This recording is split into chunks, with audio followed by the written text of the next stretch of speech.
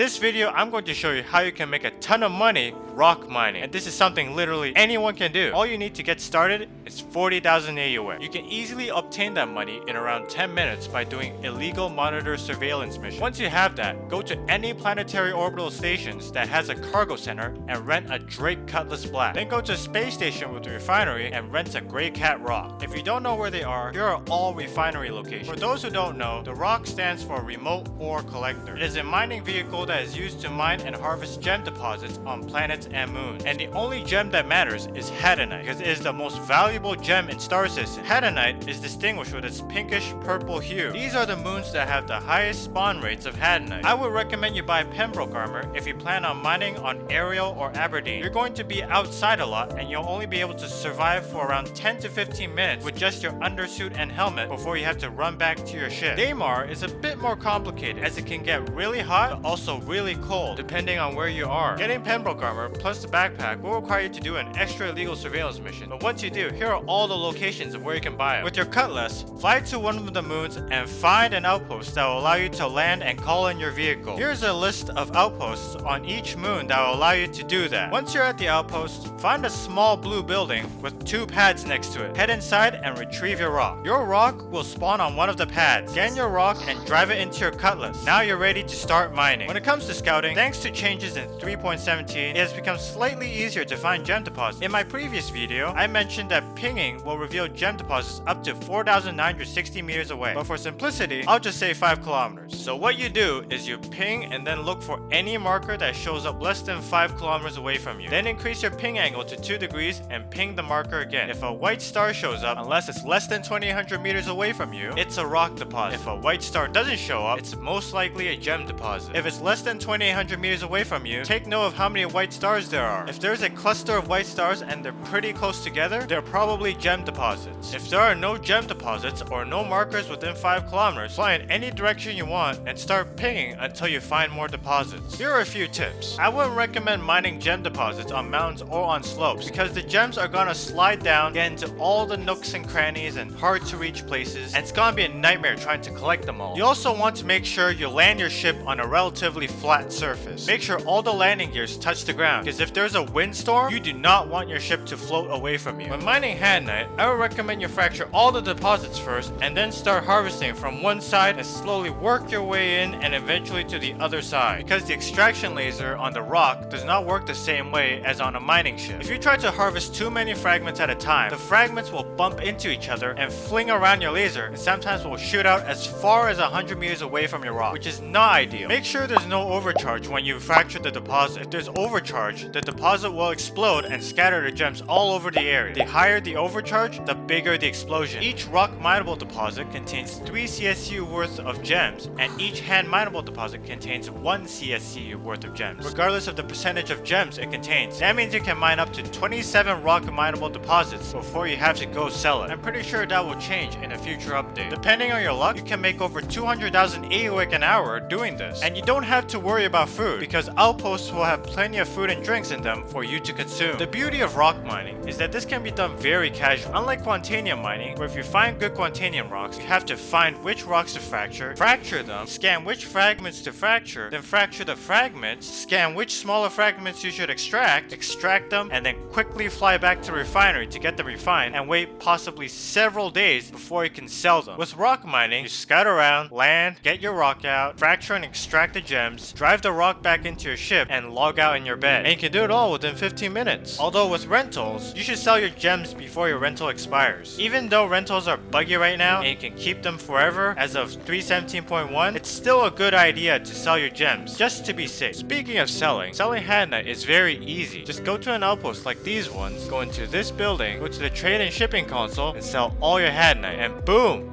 You've made money. It can also be sold in every admin office in space stations and cities. If you sold a full rock worth of gems, if you go back and mine more gems with that rock, you may notice you can't extract them. That is a bug. To work around this, access your ROC's cargo bay and put in a crystal. Then go back into your ROC and you'll be able to extract again. But you'll notice the UI is displaying wrong information. This has been an issue for a while now and it still hasn't been fixed. Fun fact, if you destroy your ROC, it will leave behind a box that contains your ROC's cargo bay. You can pick up the box and bring it to your ship. I haven't found a way to sell what's in the box other than manually transferring the gems to your ship's inventory. But if you do, let me know in the comments below. If you want to do more ROC mining, the ROC can be acquired from New Deal in Loreville for about 170,000 AUA. You'll notice that there's another version of the ROC DS, and it's almost the same price as the ROC. So what's the difference? Well, like the Nintendo DS, it's double the fun. Well, not really. Basically, it's a bigger two-seater version of the ROC with more cargo space, so you can bring a buddy along to mine with you. But how much bigger is the ROC DS? Well, I'll show you.